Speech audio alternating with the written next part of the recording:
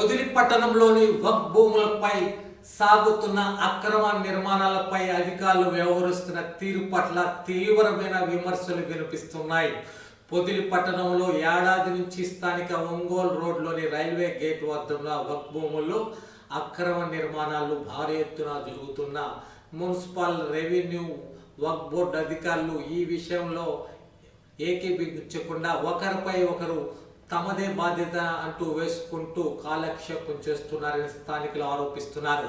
బుధవారం నాడు కనిగిరి ఆర్డీఓ, జిల్లా వక్ఫ్ బోర్డు, రాష్ట్ర వక్ఫ్ బోర్డు అధికారులు, పురపాలక సంఘ కమిషనర్, తహసీల్దార్ మరియు పోలీసులు సంయుక్తంగా పర్యటన నిర్వహించారు. కానీ ఈ పర్యటన కేవలం సార్ వచ్చారు పోయారనే ఫార్మాలిటీగా ముగిసిందని, ఆక్రమణలు తొలగించటంపై ఎలాంటి మార్పు లేదని ప్రజలు ఆరోపిస్తున్నారు.